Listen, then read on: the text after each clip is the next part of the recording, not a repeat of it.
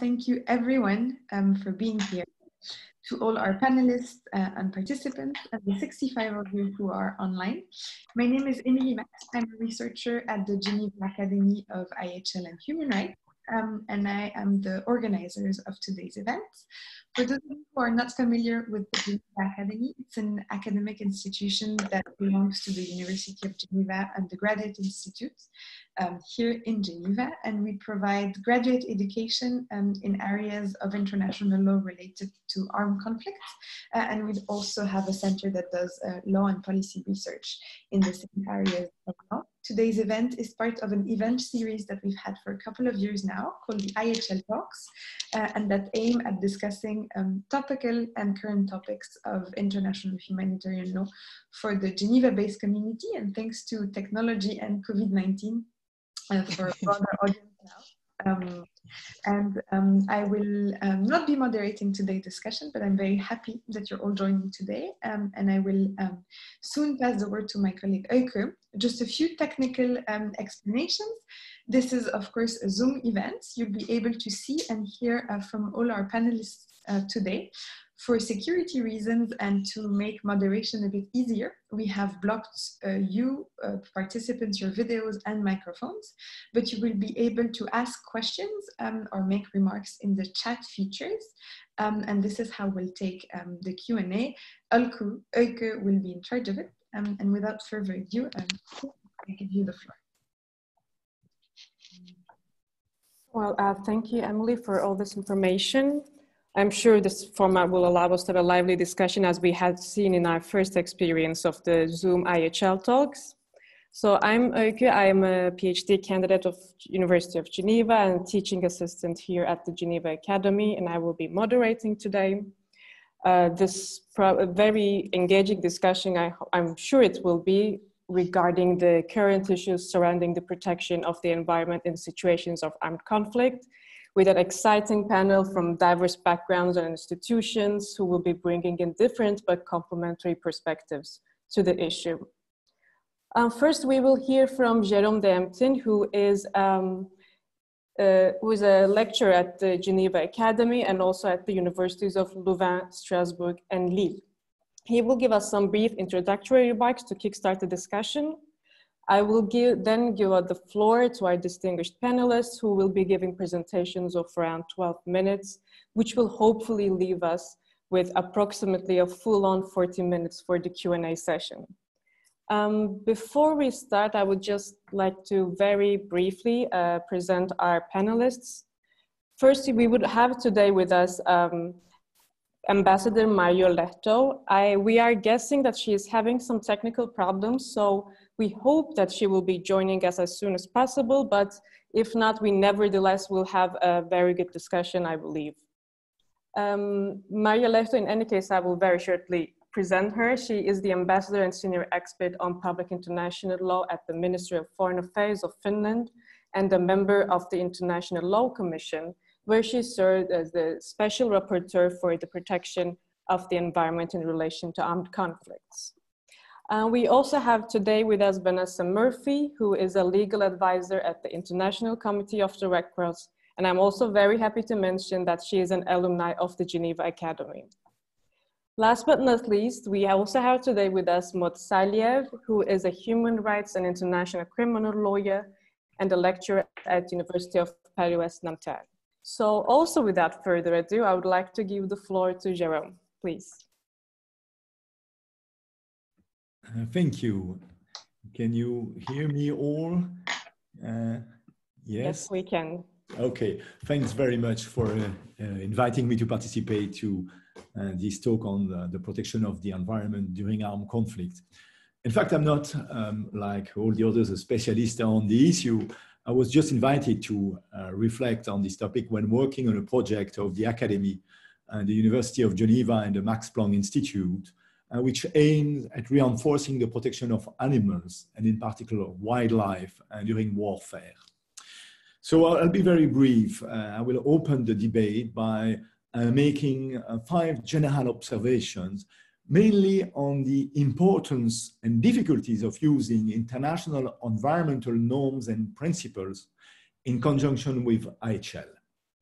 Let me start with a first, a very general observation on the notion of the environment itself. In IHL, there is a tendency to refer to the protection of the natural environment.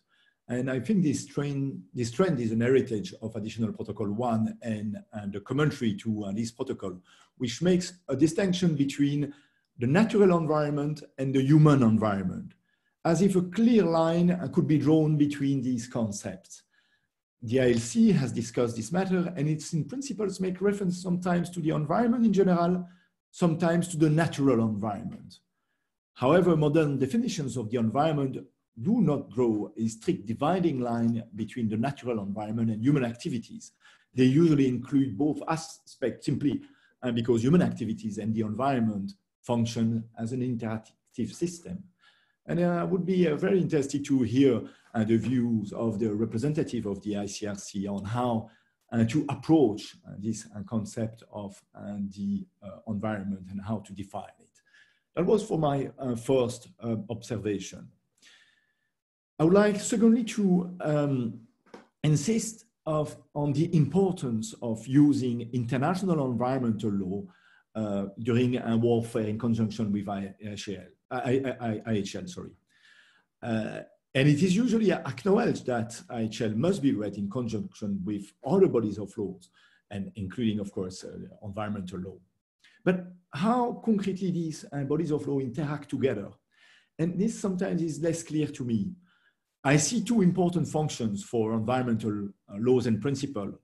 First, they can play a role in interpreting IHL provisions on the protection of the environment that are contained in Additional Protocol 1, and especially Article 35 and 55 of this protocol, which remain quite unclear. Secondly, these laws and principles can reinforce the very basic protection offered by IHL to the environment and all its components. I will return to these two approach in a minute. Indeed, I think there's another issue that we must first clarify. It's to see to what extent and under which condition, in fact, environmental conventions do apply during warfare. And I must admit that in this regard, there are also many debates regarding the material, personal, and temporal scope of application of this norm, which to me remain unclear. And I will briefly mention a couple of remarks in that regard. With regard to the material scope of application of international environmental laws and principles, that has been discussed. While certain instruments provide for their application, suspension or derogation in this context, most of them are silent or are ambiguous on the matter. And we know that the ILC presumes that the existence of an armed conflict does not ipso facto terminate or suspend the operation of environmental treaties. However, according to the ILC, an assessment of their applicability must be made on a case-by-case basis in light of several factors. And these factors are mentioned by the ILC, such as the nature of the concerned treaty, its particular subject matter, its object, purpose, such as also the nature of the conflict itself. But beyond these general criteria, the ILC does not specify precisely which treaties and which concrete norms within those treaties apply during warfare. Moreover, I think that these presumptions is particularly justified for many multilateral treaties. For instance, those which protect common environmental goods, such as the biodiversity or shared natural resources, such as rivers or lakes or endangered species. But there are many other treaties where it's more, I think, much more unclear and could be the object of debate. Now, with regard to the personal scope of application of international environmental norms, it also raises difficulties with regard to their application to non-state actors. In international and non-international armed conflict, I presume that state armed forces are in principle bound by certain environmental treaties, except of course if the concerned state can obtain temporary derogation from its treaty obligation. But in non-international armed conflict, the question whether an armed group must comply with environmental norms is much more controversial.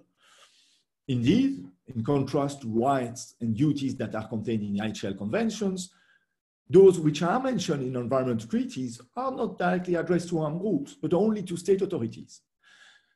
I know that we can make an argument. We can say, we may say that it is increasingly accepted that non-state actors, which control part of the national territory and exercise quasi-governmental functions, are also bound by human rights obligations. And this acceptance, I think, could be extended to basic environmental obligations, given that environmental damage caused by warfare usually also violates the fundamental rights of local populations, such as the right to life or the right to an adequate standard of living. Since IHL of non-international armed conflict, as opposed to IHL governing occupation, does not provide any rule on the exploitation and administration of natural resources, imposing basic environmental duties and responsibilities on armed groups drawn from international environmental law is actually essential in order, for instance, that natural resources are used in a manner that ensures their long-term availability or does not exceed their capacity of regeneration. I am pleased to see in that regard that the ILC, in its principle, does not make any distinction between international and non-international armed conflict. And I think this is a very important step forward when we remember the ICRC study on customary law, which stated that certain customary principles protecting the environment as such against long-term widespread and serious damage are not yet consolidated in non-international armed conflict. I would also like to hear the views of the representative of the ICRC on this matter. Let me finish by making two last observations. One on the territorial scope of application of international environmental law. When confronted with an international or non-international armed conflict within their own territory, states are in principle obliged to comply with any obligation contained in environmental treaties as I just outlined. But do they have also extraterritorial environmental duties when they carry out military operations on the territory of third state on the basis of these conventions? If environmental norms apply to armed group, and if they carry out military operation abroad in a transnational armed conflict, for instance, do they also have extra territorial environmental duties? I presume that this question should be addressed in light of the specificities of environmental norms from both a theoretical and a practical perspective. From a theoretical angle, the environment is progressively ascribed a universal normative value, which is incompatible with the constraints imposed by the sovereignty of states. From a practical perspective, environment concerns are usually not confined territorially, as illustrated by the fact that many multilateral conventions protecting the environment, such as the Convention on Migratory Species or the World Heritage Conventions, have traces of extraterritorial application. But again, this is an issue that would need to be further discussed. And let me finish by making a last and general observation on the standards offered by international environmental norms and principles.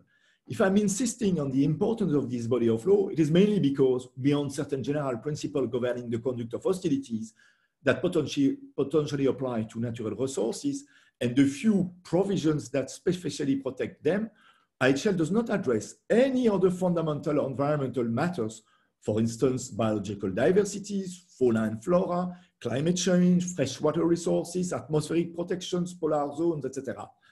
This situation offers much scope to international environmental law to fill the remaining gaps.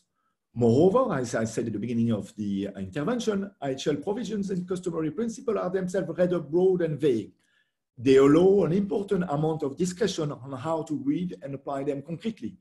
And I'm pleased to note the important progress made by the ILC when using the general formula that care shall be taken to protect the environment against widespread, long-term and severe damage.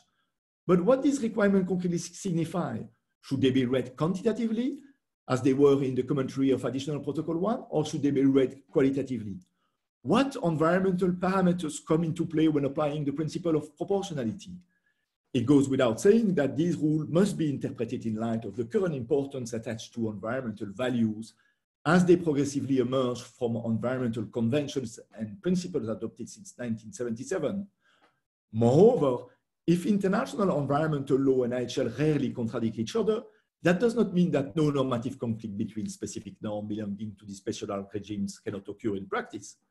If such a conflict were to arise, how to solve them, especially in a context where international environmental law contains many obligations of means, which leave a wide margin of appreciations to those who are bound to apply them. And again, these are questions that would need to be addressed. To conclude, I would like to emphasize the need of a concrete study on how such a complementary roles between IHL and international environmental law could take place, with a view to establishing an adequate balance between military necessities and humanitarian interests that better reflects modern environmental values and needs. That said, our understanding of the natural system and of its relationship with human beings has been constantly advancing over the last decades. Accordingly, international environmental law has evolved rapidly and continues to do so, and I need to recognize that such a constant transformation does not aid in identifying concrete and firm environmental standards that can serve as stable points of reference and ultimately that can be applied and respected by all belligerents, including armed groups, of course. I thank you for your attention. And I look forward to the moderator. Thank you very much, Jerome. I mean, this was very impressively concise, but also clearly demonstrating how this issue remains in the intersection of really cross-cutting and complicated issues. And I can, I think, safely say that you have left us with on your own with a whole Q&A session with all the questions you have asked, which of course requires much more thought and consideration by all of us. So now I would like to give the floor to Ambassador Letter, who have joined us. She will be, as you may well guess, walking us through the work of the International Law Commission, which has provisionally adopted the draft principles very recently during its 71st session in 2019. I hope that along with the insights on this job completed, she will also give her maybe her views on the future use of the final documents. So the floor is yours, Ambassador. Thank you very much, Oiko, and good afternoon to everybody from Helsinki. I hope you can hear me. I apologize for not being able to use the camera. No, we can hear you perfectly. Excellent. So I would like at the outset to thank the Geneva Academy for organizing this timely discussion and for the opportunity to say a few words of the ongoing ILC work regarding protection of the environment in relation to armed conflicts. As is well known, and as we have just heard, the international legal rules providing direct protection to the environment in times of armed conflict are few and substantially limited. They frame the problem in the way it was seen in the 1970s, before the emergence and spectacular rise of international environmental law and environmental consciousness in general. Part of the latter is that the understanding of the environmental impacts of armed conflicts has developed considerably in recent decades and is at a, I would say, completely different level today. You may have already been told that a number of initiatives have been launched in the past 10 years to compensate for the lack of specific legal instruments for the purpose of protecting the environment in conflicts. The purpose of these initiatives has mostly been to clarify existing international legal rules and to interpret and apply them in an environmentally friendly way. And this is also the case of the ILC project. It is not excluded that these developments could lead to the preparation of a binding treaty in the future, but for the time being, this is not in the horizon. The ILC project has produced a set of 28 draft principles that were adopted in first reading last year. The second reading should take place in 2021 in the light of written comments received from states, international organizations, and other stakeholders. And I should add that it's 2021 according to present planning, but the timetable may change as a result of the postponement of the Commission's this year's session due to the COVID-19 situation. Maybe the most important thing to be said in the beginning is that the ILC's draft principles on the protection of the environment in relation to armed conflicts are not limited to situations of armed conflict, but seek to cover the whole conflict cycle. The purpose, in other words, is to enhance the protection of the environment before, during, and after armed conflicts. Before conflict means that we speak of precautionary measures and prevention. After conflict means that, for instance, we speak of post-conflict environmental assessments, information sharing, remedial measures, relief and assistance. Closely related to this broad perspective, the topic draws from different areas of international law, in particular international environmental law and human rights law, in addition to international humanitarian law, which obviously is lex specialis in armed conflicts. This chosen approach means, moreover, that the topic does not only focus on the obligations of the parties to an armed conflict, but also seeks to clarify what other states not involved in the conflict shall or should do to contribute to better environmental protection in relation to conflicts. I hope to give you some idea of what this means in practice by taking up a few examples of the draft principles.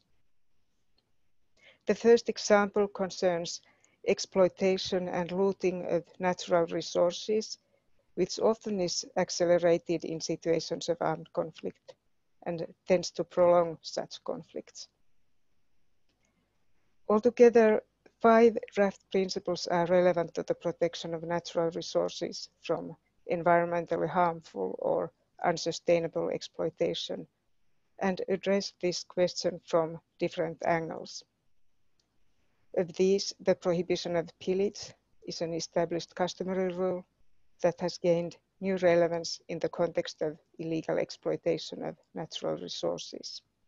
I was happy to note that you have discussed accountability for pillage recently in one of the earlier editions of IHL talks.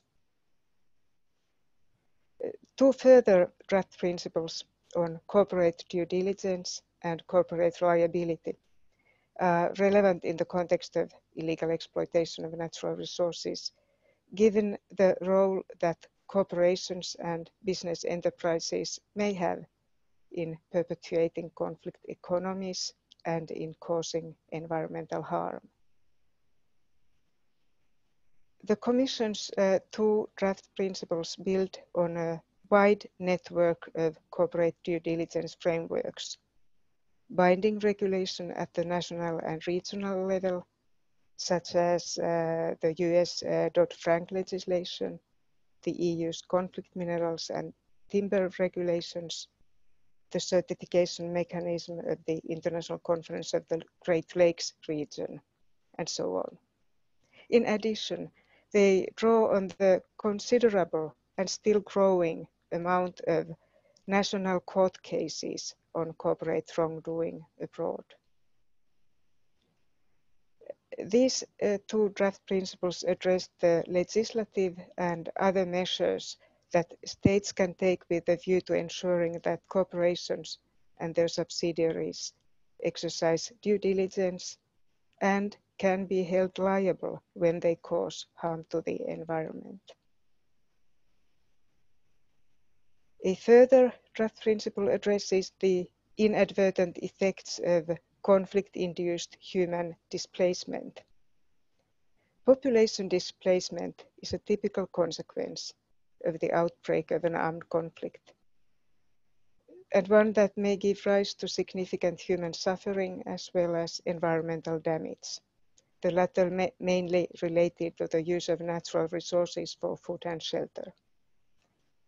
A recent study on the protection of the environment during armed conflict notes that massive conflict-induced displacement of civilian populations may have even more destructive effects on the environment than actual combat operations. such effects can nevertheless be prevented or minimized, for instance through decisions concerning the siting of a refugee camp so that it is not located in or near a fragile or internationally protected area.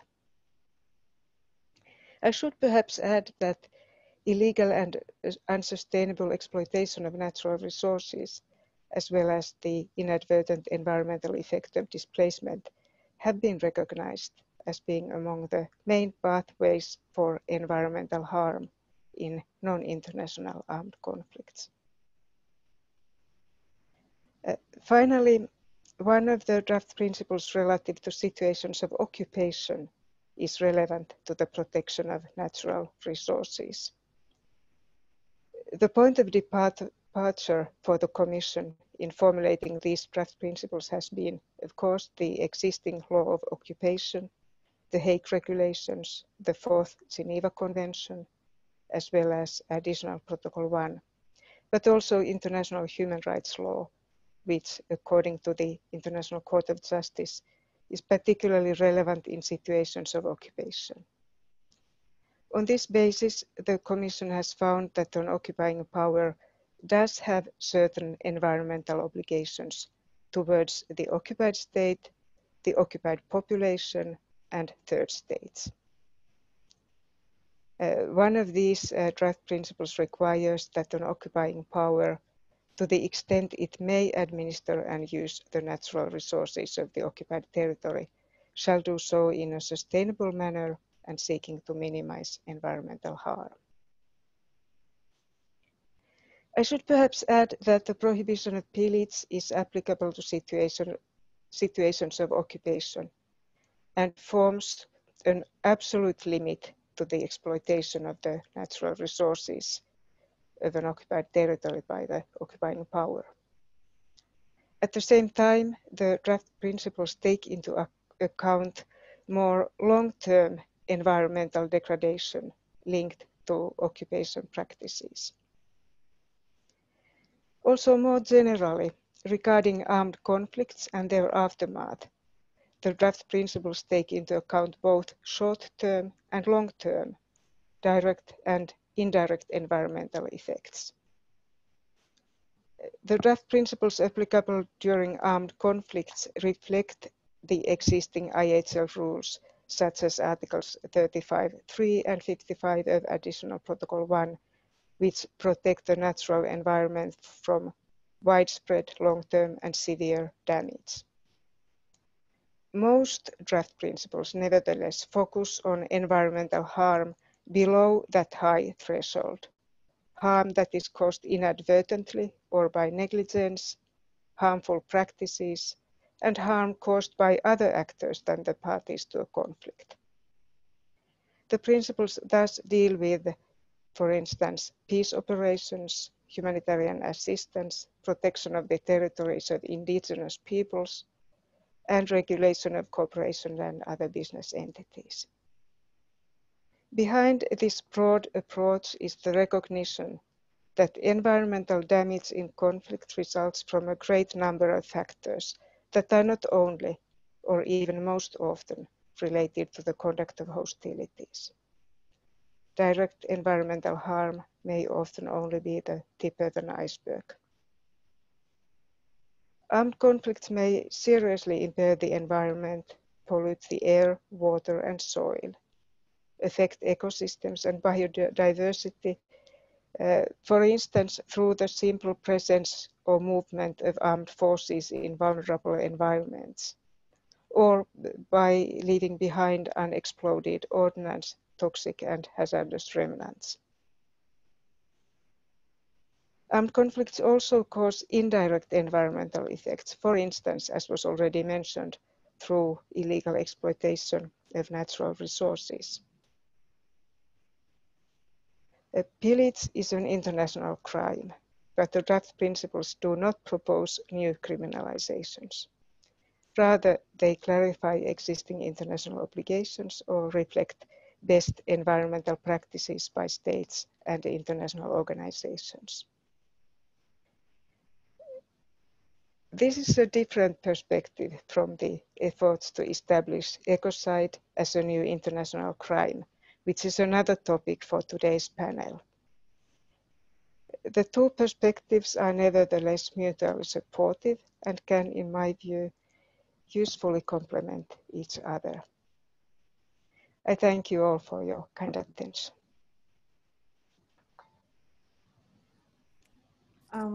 Thank you, Ambassador Lehto, for this very good overview, and which also highlighted the very crucial issue relating to the exploitation of natural resources, which have been seen as being both the victim and sometimes the main driver of armed conflict. So it really refers to a very complicated issue in itself. Now I would like to give the floor to Vanessa, who will present the rather onerous work the International Committee of the Red Cross has undertaken to update its 1994 guidelines for military manuals and instructions on the protection of the environment in armed conflicts. I'm sure I'm just but one of the many who is really excitedly looking forward to the publication of the updated guidelines, hopefully sometime this year, and also the new commentaries added there too. So the floor is yours, Vanessa. Thank you very much, Oiku, and thank you very much to the Geneva Academy and to my fellow panelists. It's wonderful that the ICRC has been invited to be a part of this conversation, so thank you very much. In my remarks today, I will cover three general areas. The first is a brief overview on the initiative that Oiku has just mentioned. So the ICRC's updated guidelines on the protection of the natural environment in situations of armed conflict. Second, I will give a very brief overview of the content of those guidelines, and that is to say how the IHL rules protect the natural environment in situations of armed conflict. And third and finally, I want to highlight a few practical recommendations that the ICRC is putting forward as to how these guidelines can be implemented on the ground to ensure that there's concrete improvement in the protection of the environment that we see in contemporary conflicts. Now, before I start that, I also thought I might spend a moment just situating the guidelines in the environmental damage that we observe today. As Ambassador Lehto has just set out, environmental damage in armed conflict comes about in many different ways, both direct and indirect, and there's the types of damage that is wrought is quite complex, whether it's from the exploitation of natural resources, whether it's from human displacement, whether it's from the general breakdown of environmental management systems. So the damage that I'm speaking about today is one very specific piece of the pie, and that's the damage that comes from the acts that are regulated by IHL of warring parties. So that is to say, the damage that is wrought on the natural environment by the use of certain means and methods of warfare. So how the conduct of hostilities causes damage and what IHL has to say about how that damage can be limited. So to give a very quick picture of what I'm speaking about, with that framing in mind, we see that the natural environment is often directly attacked or incidentally damaged by the use of certain means and methods of warfare. It is also damaged or impacted indirectly by damage caused by hostilities to the built environment. So for example, when water or sanitation or electricity services are disrupted by hostilities. Attacks generally can lead to water, soil, and land contamination. They can render drinking water and agricultural areas more scarce and therefore put civilians under further pressure. As Ambassador Lehto has flagged, explosive remnants of war remain etched into landscapes for decades. And indeed, when hostility is conducted in areas of biodiversity can also be severely impacted. So this is the kind of damage that IHL is relevant to, which is not all environmental damage, but certainly is an important piece of the discussion that we continue to see occur in contemporary conflicts. So moving on first to the ICRC's forthcoming updated guidelines, we plan to release them in September or October of this year. And the purpose of the guidelines is in a nutshell to strengthen the protection of the natural environment in situations of armed conflict that stems from IHL. And in doing so, to prevent the deeply interlinked civilian harm that results when the environment is damaged. So civilians obviously depend on the environment for food, for water, for their livelihood. So the protection of the environment is also very much a question of the protection of civilians. So to provide some background, the ICRC issued the first guidelines for military manuals on the protection of the environment in times of armed conflict after consultation with a group of experts in 1994 and in response to a request by the UN General Assembly, which observed that the significant damage that had occurred in armed conflicts in the early 1990s. So the first version of these guidelines was submitted to the UN, and in its 49th session, the General Assembly issued a resolution inviting state parties to give due consideration to incorporating these guidelines into their military manuals and instructions. Now, since 1994, we have seen that the international legal framework has significantly developed. Customary law has developed. There have also been new treaty developments, both in the realm of arms control and other.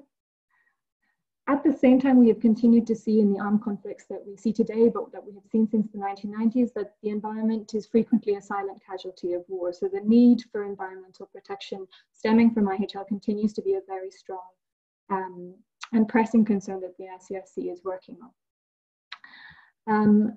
As a result, and following a conference organized by the UN Environmental Programme and the ICRC in 2009, the ICRC has undertaken work to update the 1994 guidelines to reflect the updates in international law that have developed since then. The updated guidelines set out the rules of international humanitarian law that protect the natural environment. So in this way, to flag, they complement the ILC's work that Ambassador Lito has just presented on the draft principles, which are broader in temporal scope, as well as broader in the branches of public international law that they address. So the purpose of the guidelines is very much to discuss the implementation of the IHL rules. And the ultimate purpose of these guidelines is to facilitate the adoption of concrete measures that parties to armed conflict can undertake. And I'll come back to this in the third and final part of my remarks. So in a nutshell, that is the initiative that we've been working on.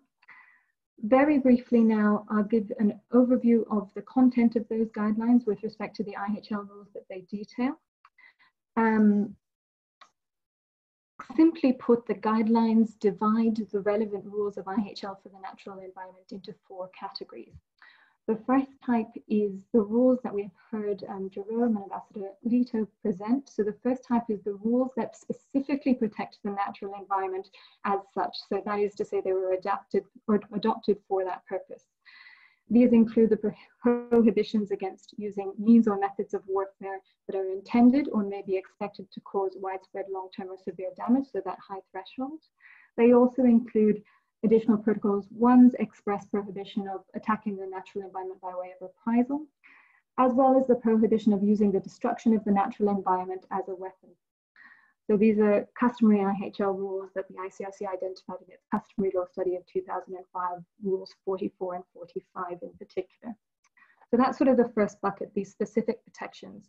There is then the second bucket, and this is the particularly important set of rules that are general IHL rules, so that they protect civilian objects generally, but amongst them also the natural environment. A very important protection flows from here. And here is where, in response to a question put earlier by Jerome about how IHL is relevant to what gaps there are in non-international armed conflict and what rules exist to particularly think about when we speak about what non-state armed groups are bound by.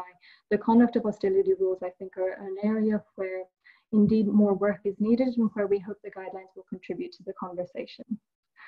So these general protections are granted to the natural environment as a civilian object. It is generally accepted that the natural environment is by default civilian in character, which is to say that its component parts are civilian objects unless they've become military objectives. And on this basis, the principles of distinction, proportionality, and precautions also apply to the natural environment. In addition to these conduct of hostility rules, there are also general rules protecting other specially protected objects. These include, for example, the rule prohibiting attacks on objects indispensable to the survival of the civilian population, except in certain circumstances. And often objects indispensable to the survival of the civilian population will also be parts of the natural environment. So, for example, water or arable land. Finally, there are certain rules that are grant protection to the natural environment in a general way by protection regarding rules on enemy property, and Ambassador Lito touched on some of these, such as, for example, the prohibition of pillage, which includes important protections for natural resources.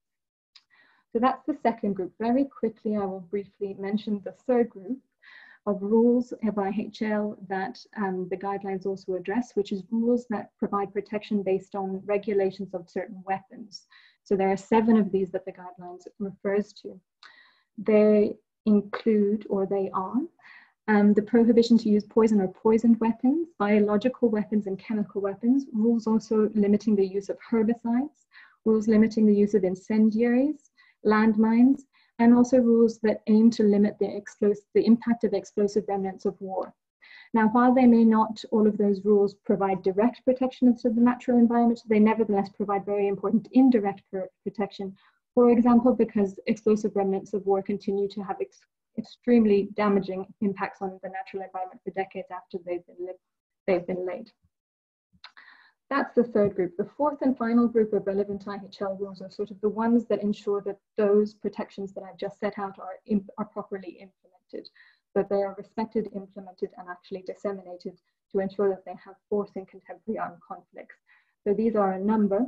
One of them, of course, is the criminalization of war crimes relevant to the natural environment, which I'm sure Maud will speak more on in a moment, but also rules such as the requirement that states and parties to a conflict must provide instruction in these IHL rules to their armed forces. There is also a very important, of course, the provision in additional Protocol 1, Article 36 on weapons review, which could also have relevance for the protection of the natural environment.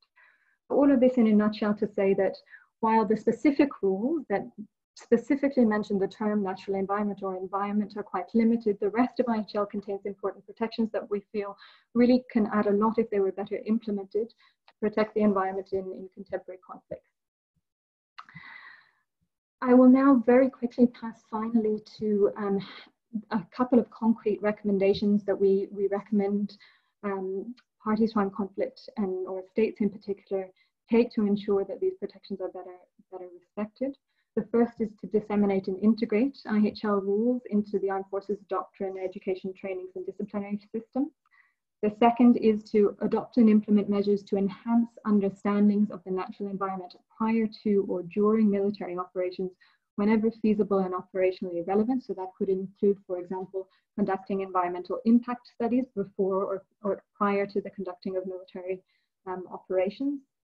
Third, it could include identifying and designating areas of particular environmental importance or fragility as demilitarized zones prior to the outbreak of conflict or indeed during conflict. And finally, exchange examples of good practices. So often there is not a lot quite simply out there about the understandings of environmental damage that is wrought by military operations. So contribute more to understandings of this damage. I will leave it there. Thank you very much for your attention, and I look forward to the discussion to come. In particular, I think a couple of questions that Jerome raised earlier, perhaps we could come back to, including, for example, what the protective framework could be there, what IHL might be able to contribute in a very limited way with respect to bigger environmental issues such as climate change. Thank you very much. Thank you so much, Vanessa, for actually walking us step by step through the process that ICRC has undertaken, and also providing a very good overview actually of the IHL rules as they currently stand, which are always open to development, of course, which directly and indirectly protect the natural environment, also coupled with the practical recommendations. Now I would like to give the floor to Maud, who will provide us with a different approach to ensuring or strengthening the protection of the environment in situations of armed conflict, specifically through international criminal law. So I'm looking forward to hearing this litigator's point of view on the current status of and prospects regarding environmental crimes. So the floor is yours. Thank you very much, Meike. I hope that you can hear me. I apologize for the typing because I'm using my phone. Oh, we can hear you perfectly. Okay, great. Thank you. So yes, my perspective, well, thank you very much also to the Geneva Academy for organizing this event and for inviting me to participate. I feel really honored, and I would like to thank the other panelists for their interesting contributions. I've learned a lot. Being a practitioner and a litigator in the first place, my perspective on protecting the environment in times of war is going to be tainted by my background. So my presentation is going to be quite short. I'm going to start with a bit of a historic background and then look into how the International Criminal Court provisions and the Rome Statute in particular can be used to protect the environment in times of war, and then conclude on what could be the next steps. If my computer wants to stay on, sorry about that. So first, regarding the historical perspective. So what the first, when I look at it from a litigator's perspective, the first events that I could find which showed destruction of the environment was during the World War. I've got the World War II in the first place, and then the Vietnamese War, which were two big events where environmental destructions could be identified, and where the issues attached to how to characterize, how to prosecute attached crimes were kind of discussed. In the context of the World War II, there was this scorched earth policies in the context of the troops' withdrawals. There was no charge for crimes against the environment, because at the time it didn't exist, but instead the legal provisions of pillage and destructions of property were used, using the Hague Convention of 1899 and 1907. And then the second step towards a progressive awareness of the issue of the environmental protection, I thought, was in the context of the Vietnamese War, or right afterwards, as a result of all the destructions in the context of the Operation Ranch Hand. And so in the late 70s, we had two legal instruments which were adopted to address directly the question of damages caused to the environment in times of war. The first one was the NMOD Convention in 1976, the Convention on the Prohibition of Military or any hostile use of environmental modification techniques, which deals essentially with state responsibility. And then the additional protocol 1 in 1977, which was mentioned by the other panelists, and particularly its Article 35, paragraph 3 and 55, but its application is limited to international armed conflict, as we know. And then, so those are basically the historical context within which the negotiations of the Rome Statute started. And when we look at the Rome Statute, it's obvious, well, the protection of the environment in times of war was not really the focus of the negotiation. There were considerations, particularly in 1986, but it was the protection of mankind, which was the focus, of course, of the creation of the International Criminal Court. It was considered, when the definition of environmental protection was considered within the context of the negotiations, it was as a crime against humanity rather than as a war crime initially. And eventually the Rome Statute was adopted in 1998, and initially 3 categories of crimes were defined as within the jurisdiction of the ICC, of the International Criminal Court: genocide, crimes against humanity, and war crimes. And then eventually the crime of aggression was added. But nothing about the environment, or nothing about the protection of the environment in times of peace, and just one provision directly addressing environmental damages in times of war, Article 8.2b.4, which refers to environmental crimes as a war crime, but only, again, as in the context of an international armed conflict, like in Additional Protocol 1, but its definition actually is narrower than the definition provided under the Additional Protocol 1. The conditions are even more restrictive than those required. Basically, pursuant to the provisions, an attack involving environmental destruction will only be a war crime if it is intentionally launched in the knowledge that it will cause widespread, long-term and severe damage to the natural environment, and that the damage is clearly excessive to the anticipated military advantage. So if you think about it, in reality, these types of situation, the types of situation foreseen by this provision are extremely limited, and that's the reason why I went back to World War II and Vietnam War, because it's only like the only situations I could think of were the Nagasaki and Hiroshima bombing during World War II, and again the use of Agent Orange during the Operation Red Hand in the Vietnam War.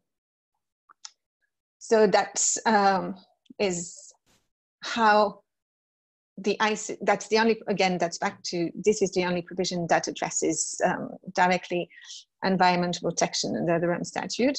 Now you have, in the context of an international armed conflict, now you also have some provisions which could be used in non-international armed conflicts, but nothing direct. It's pretty much like what the the Nuremberg trials used in terms of provisions, but adapted to the Rome Statute with pillage and destruction of property. So pillage is defined under the Rome Statute by Article 8.2e5 and destruction of property Article 2e12. The thing is that none of these provisions, either the first one that addresses environmental protections directly, or and in an international armed conflict, or the pillage and destruction of property in a non-international armed conflict, have been used so far, even for the exploitation of the illegal exploitation of natural resources, which is preoccupying, I think, but might be changing. And that's why I'm going to move on to what I think could be next. So internationally, before the International Criminal Court, I think there's a potential with maybe the new prosecutor who could change the strategy or implement the strategy previously defined by the current prosecutor of the ICC. As some of you may already know, there was a strategy paper, quite not controversial, but with quite interesting repercussions within the community of activists, which was published in 2016 by the Office of the Prosecutor, whereby the prosecutor seemed to announce that her intention was to be a bit more, well, to focus on an illegal exploitation of natural resources, land grabbing, or the destruction of the environment. So that was in 2016. And since then, no apparent investigation or prosecution have occurred. But that could also be because most of the first phases of this investigation or prosecution are confidential. It's when the analysis of the corresponding communication or complaints are happening, and it's not no information is disclosed about that unless the complainants are actually disclosing them. And in any case, even if the new prosecutor, who's to be appointed in September, was to change the strategy of the ICC, which is also, going to be challenging and possibly unlikely. Even if he or she were to change their strategy and have prosecutions more focused on the consequences on mankind of environmental destruction, there would be additional challenges because, one, there's no incrimination for environmental crimes, except for this very limited defined one. And that's where the debate on ecocide, which is gaining momentum, I think, in the moment, particularly after the French president's declaration that he wants to support it before the international jurisdictions and instances. So if the debate on the crime of ecocide could lead to, more. Well, I doubt that there's going to be an inclination of ecocide in the near future, but it's important, I think, to have this debate to just focus on what's missing, what are the gaps within the international criminal court within the Rome Statute, so the fact that there's no inclination of ecocide or no inclination of environmental crimes is one thing, and then the second is that there's no the International Criminal Court has no jurisdiction over corporations or corporate actors, and that could be another interesting debate, although I cannot see 123 state parties to the ICC agreeing on holding companies accountable for their contribution to environmental crimes or to the destruction of the environment, regardless of their consequences on civilian population or mankind in general. So that's how things could evolve internationally. There are other provisions, but not necessarily dealing with situations of conflicts, which could be used, in my view, to address environmental destruction. But again, the absence of the definition of a crime of ecocide, the fact that the International Criminal Court Rome Statute is focusing on not on the environment, but on the protection of civilians and mankind in general, and the absence of corporate accountability are obstacles to moving forward on this issue internationally. But now, on a national basis, you have a lot of efforts which have been put together using universal jurisdiction or just domestic laws, particularly in Switzerland, actually, with Trial International, the NGO, which has recently filed 2 dénonciations pénales, one about the situation in, it's in Senegal and in the Gambia, which you might have heard of. It's about trafficking of rosewood, precious woods, allegedly by a company called Westwood, which is owned partially by a Swiss businessman. And the other one is the illegal exploitation of resources in the Democratic Republic of Congo, again by a corporation, if I'm not mistaken, whose CEO is a Swiss citizen as well. So these 2 examples may be leading or have led to investigations, which could then lead to prosecutions, which could then contribute to a better protection of the environment using a universal jurisdiction, using local laws. I'm hoping that the same is going to be, this example is going to be followed and has been followed to some extent in France and other jurisdictions within the European Union.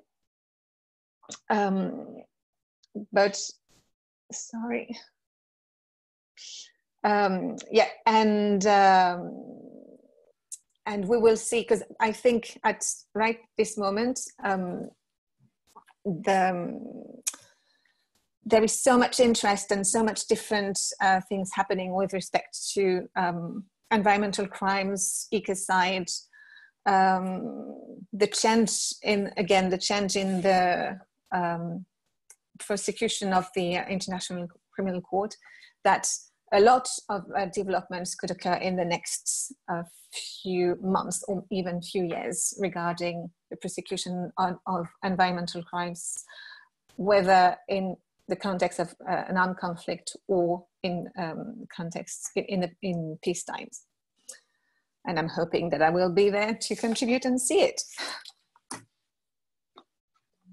So that was my conclusion. I'm sorry, I've got really problems with my phone, so it's not the ideal way. There you go. Perfect. Thank you very much. It was really interesting, even though it showed more what is missing in the realm of ICL rather than what there actually is. But this is not necessarily negative, because as you mentioned, this also means that there is a lot of space for development in the future, and we will hopefully get there as soon as possible. I will now open the floor for questions. We already have quite a few. I will take from now on a first come, first served basis. Maybe to just kick it off, we have a question for Jerome actually, but please, all the other panelists, feel free to chip in and give your views also on this. What happens if non-state actors do not uphold international environmental law principles in their hostile conduct? The territorial state as a belligerent party itself will most probably not be able to make the non-state actor follow the rules. Yeah, I will leave the floor to Vanessa, but of course, and to the others, the question of applicability of environmental law by non-state actors can be problematic. It's very difficult to foresee the environmental damages that are caused by warfare. It's not easy for states, and it might be even more difficult for non-state actors.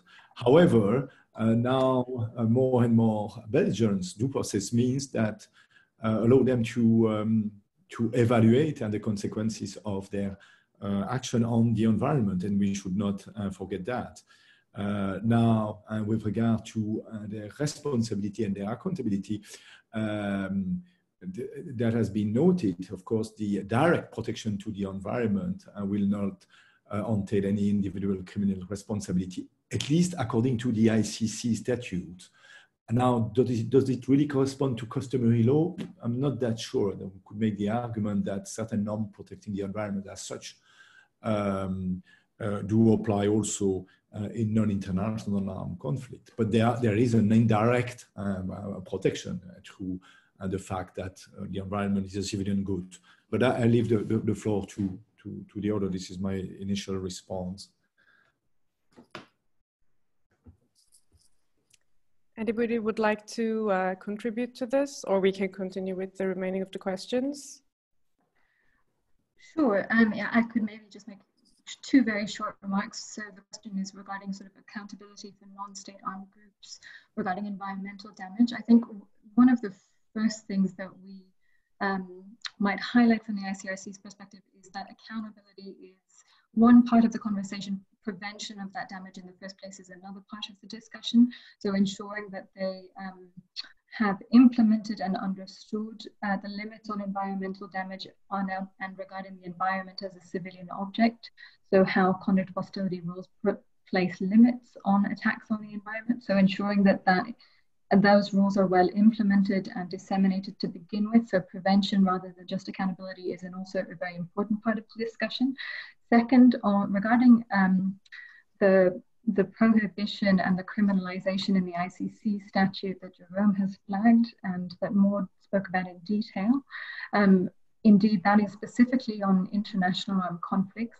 There is also in national legislation certain prohibitions that do not limit that prohibition. So that very high threshold prohibition of widespread, long-term and severe. In national legislation, that prohibition is not always only limited to international armed conflicts. And this is based on the state practice that the ICRC identified in its 2005 customary law study. So the state practice that implements that prohibition is not always just limited to international armed conflicts. And for that reason, the ICRC's study found that that rule is arguably applicable in non-international armed conflicts as well. So that's the customary IHL studies rule number 45. Thank you very much. Now I will continue with one question for each panelist, maybe for Vanessa again. For how long do IHL obligations of parties to a conflict continue to apply after the end of the armed conflict, especially considering that the environmental damage inflicted is of a lasting nature. Then maybe for Ambassador Leto or also Vanessa can contribute if she feels like it. The question is, the precautionary principle in environmental law involves assessment of environmental impact statements for development applications in Australian domestic law. So can the precautionary principle in environmental law as lex specialis hold environmental polluters liable under IHL? And third, for Maud, what is your opinion on the establishment of an international court for the environment? Meanwhile, today in some domestic laws, including my country, Iran, such a gap is strongly felt in judicial proceedings. So maybe I leave the floor to Vanessa, and then we can continue with Ambassador Leto and Maud. Sure, thank you for the question. So the question is regarding the temporal scope of IHL and how long the application of the IHL rules protecting the natural environment continue after the conflict. The short answer is that IHL rules only apply during an armed conflict. So in situations of armed conflict and when an act has a connection to the armed conflict. So the IHL rules do not provide significant protection after the armed conflict. That's not to say that they are not relevant during peacetime. For example, obligations to disseminate rules to armed forces continue to apply in peacetime. That would mean after the armed conflict. But I understand the core of the question is really cutting at what is there about accountability or cleanup or support for improving environmental damage that has occurred during an armed conflict. IHL is not the main important body of law there, and there I might look to Ambassador Leto to see if perhaps she might want to complement with respect to the ILC's work, because it quite concretely focuses on that area.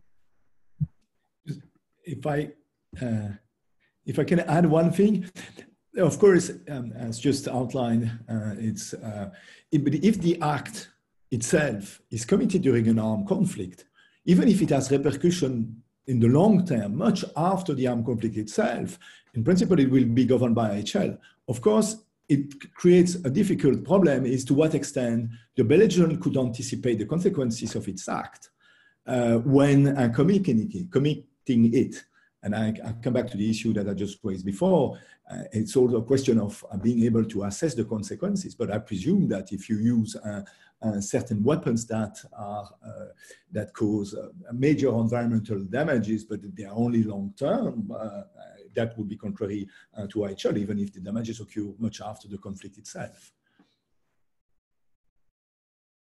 Indeed, absolutely. And I think we would absolutely to reaffirm that point, that certainly parties to armed conflict must take into account the foreseeable indirect effects of their actions on the natural environment. So that is to see foreseeable effects that may be reverberating. So that might mean that the effects are quite long-term, as we see with damage, for example, from the Vietnam War that continues today. So certainly the effects might be long-term. That action in itself would have been regulated by IHL, but IHL is not the main body of law with respect to cleanup or assistance to improve that or to repair that damage.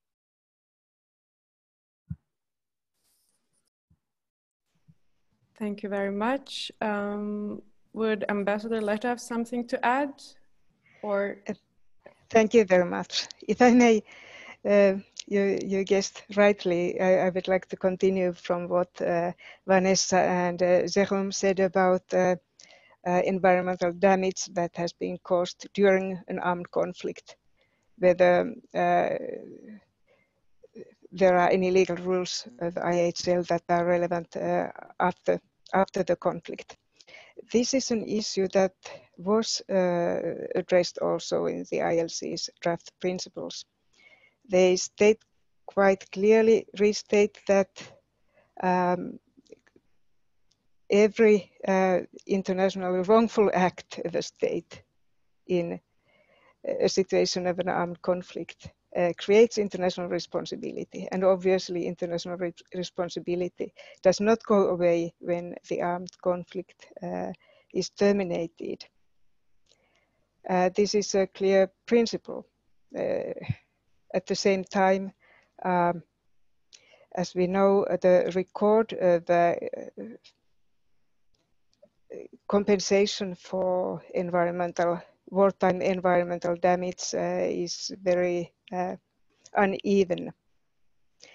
And the Commission, while restating the principle of state responsibility, also added a few principles from a more pragmatic point of view,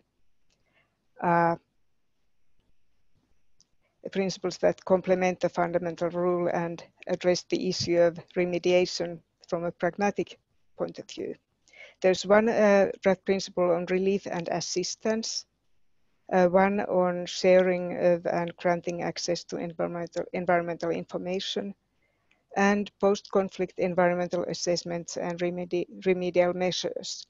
It is often the case that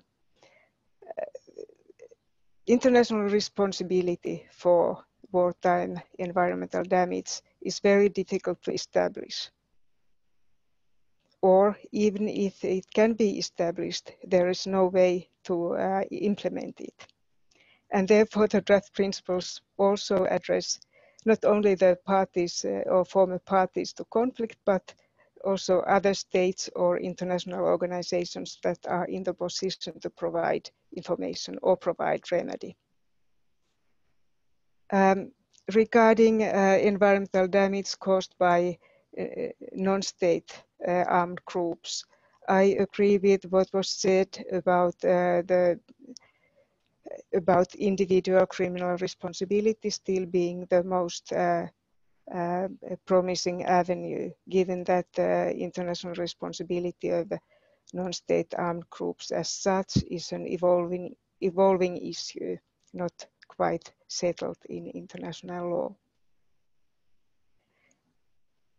This is what I wanted to add to the very interesting discussion we just had, but you had also a question right to me concerning the precautionary principle.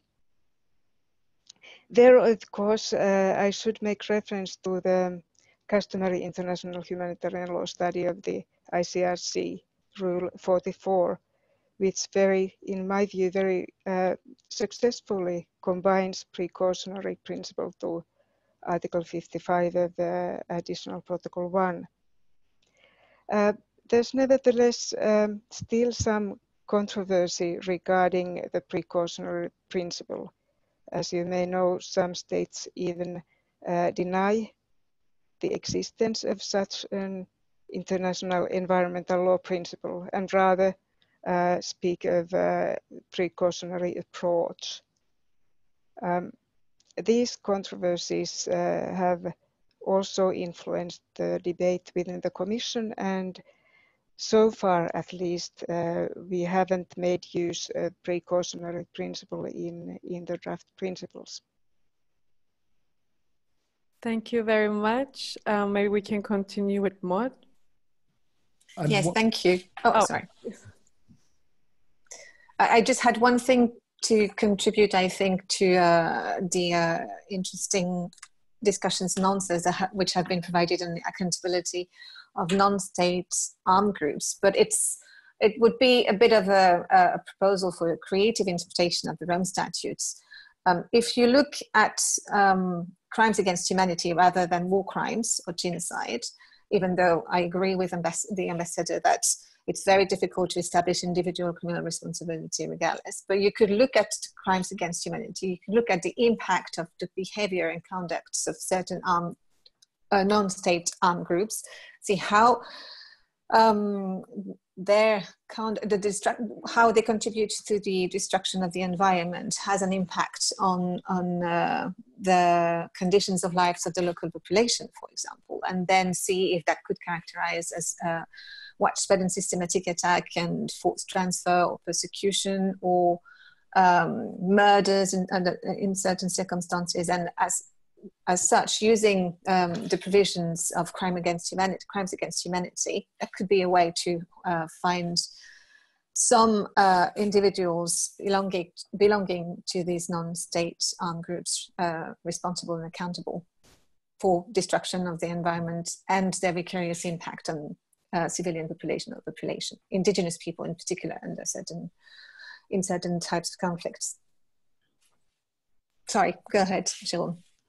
I don't know, can you hear me? I am speaker, yeah. Just to add something to what Ambassador Leto said, it's true, it's very interesting to read the ICRC study on customary law. And since I have it in front of me, it is very, very progressist in that regard, because the precautionary measures are not only read as precautionary measures as they are usually understood, but as encompassing the requirement to take preventive actions.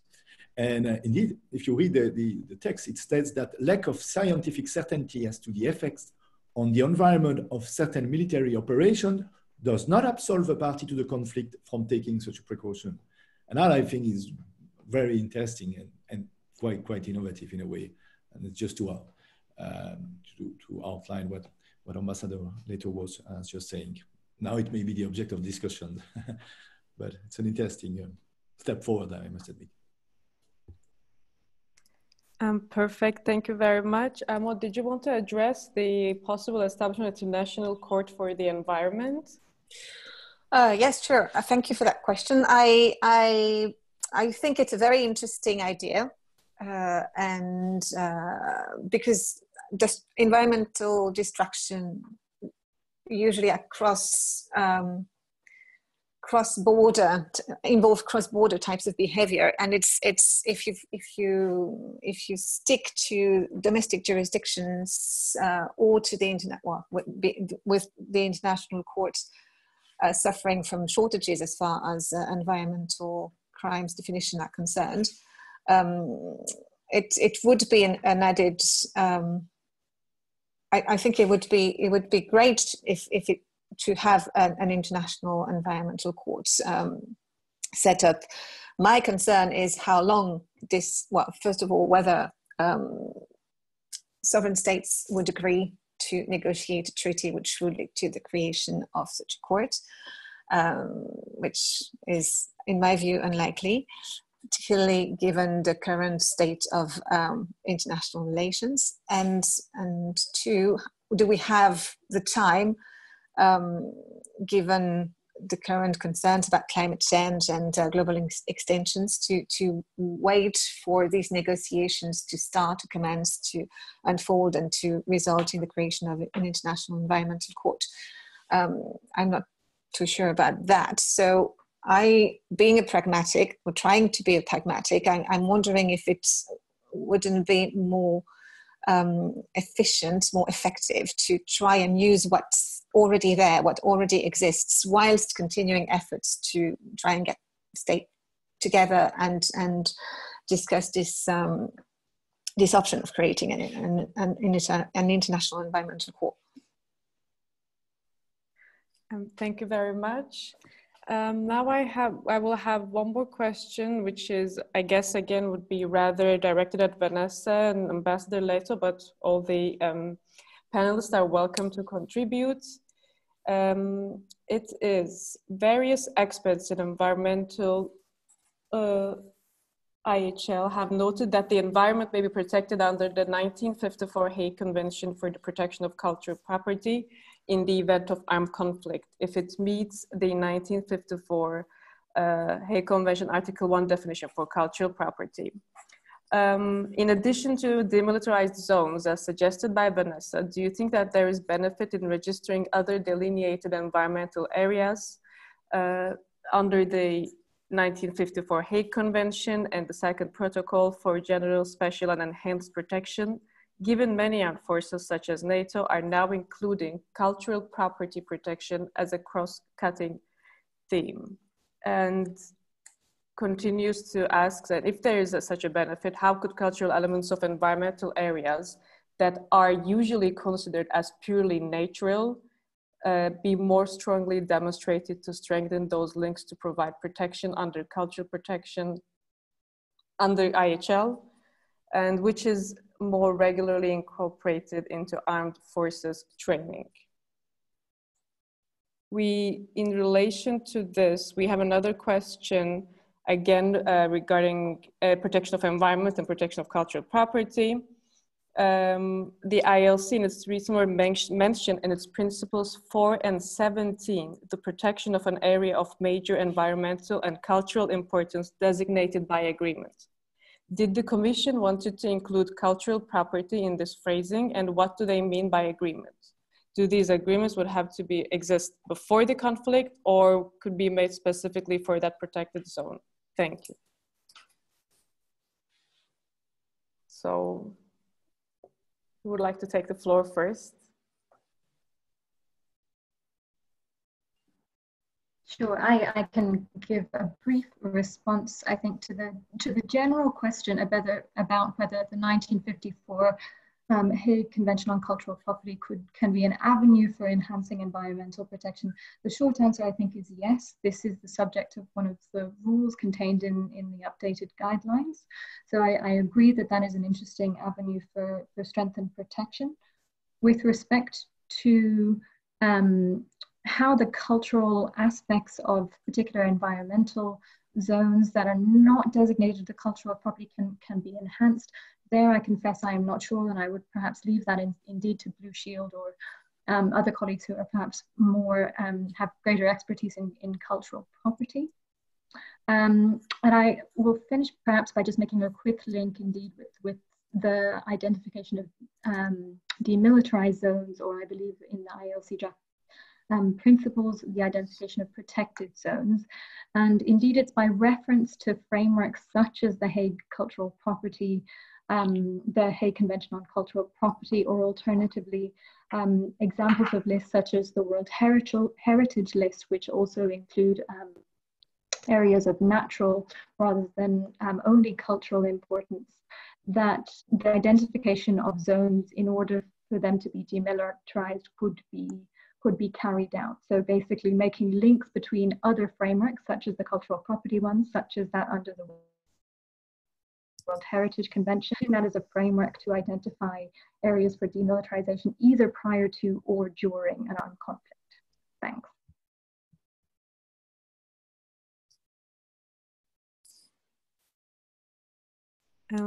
Thank you, Vanessa. If anybody wants to contribute, we can have maybe last few sentences. Otherwise, I will ask one last question, which is directed to all of our panelists. As some if I may. Of course, Ambassador. Thank you. Thank you very much. Very briefly, as some of the questions were directly concerning the ILC draft principles concerning designation of protected zones, I thought I should clarify a few issues. The principle that recommends that state designate areas of major environmental and cultural importance protected zones, it says in the text already that this can be done by agreement or otherwise. Obviously, if it's done in internal legislation, it does not bind other states. There's also some flexibility regarding the timing. Such a designation can be done either during or soon after an armed conflict or before an armed conflict. This draft principle triggered quite some debate both in the Commission and in the General Assembly, and the Commission thought it was important to clarify that its purpose was not to affect the regime of the 1954 Hague Convention. At the same time, also here the Commission had a broad approach. Here I would like to refer to the concept of cultural protection being a cross-cutting issue. For instance, the IUCN, the International Union of Conservation of Nature, had in its draft convention also recommended designation of protected areas, which in the understanding of a natural or cultural areas. And in the Biodiversity Convention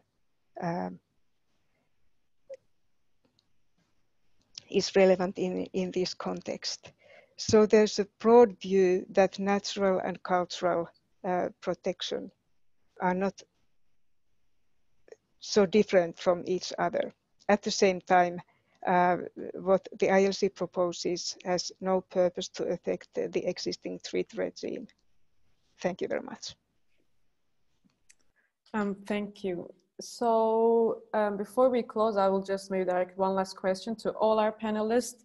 One of our participants is interested in predators' feeling in general and foresight whether the issue of protection of environment in armed conflict will be able to attract again the interest of the international community. In 2011, states were rather adamant that this is a non-issue for the time being. So maybe with your foresight or with your prospects, we can slowly close.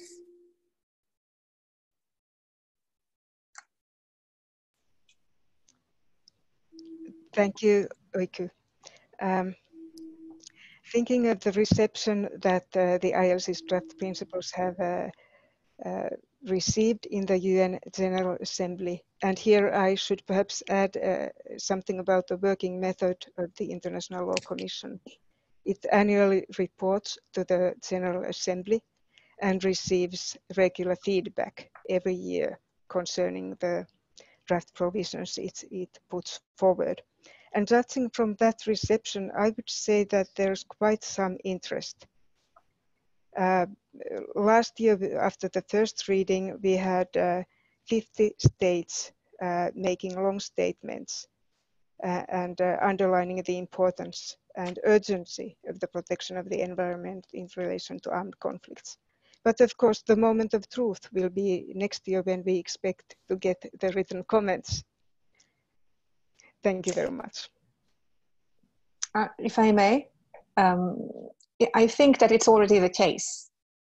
Based on the few examples that I've been able to superficially analyze so far, because I'm just starting this part of my research, domestically, examples such as the ones I cited with the trial international efforts to hold certain non-state actors responsible or accountable for their contribution to environmental destruction in Switzerland. This is a kind of a trend, I believe, which is pushed forward by the international civil society. Again, what I was saying, and it's why it's a bit difficult to discuss the latest developments before the International Criminal Court, because it's incredibly slow and the first stages are very confidential. But I know that a few communications, a few complaints have already been filed over the last few years and few months discussing environmental destruction, not necessarily in the context of an armed conflict again, but in Brazil, in Colombia, in Cambodia, and in a number of other states. But whether it's going to result in investigations and eventually prosecution depends on various stages, various procedural stages, which could take a while. But to answer the question, I think it's already the case, it's already ongoing, using the existing criminal legal frameworks, but it's slow. Thank you. Anybody else would like to contribute before we close? Thanks. Maybe very briefly, I will agree that indeed the feeling is that there is enhanced interest to this. I think an important reason for that is also the enhanced interest to climate-related issues, including in conflict situations. I think that's particularly evident. We saw it in the protection of civilian debate at the UN in May. The UN Secretary General's report on protection of civilians has an entire section dedicated to the environment and climate effects on civilians in conflict. So I think that is one strong reason for the enhanced interest. And in this respect, I'll flag that tomorrow the ICRC is releasing a report on climate and conflict and the humanitarian impact on civilians when climate and conflict and environmental degradation collide. So indeed, just to affirm what others have said, that indeed there seems to be enhanced appreciation and interest in this subject among states. Well, thank you very much. Then on this very optimistic note, I will close down the discussion. I just would like to thank all our panelists, all our virtual audience. We're around like 60 people right now. I hope you are all leaving the event with some food for thought, and I hope you have a very nice afternoon. Thank you very much.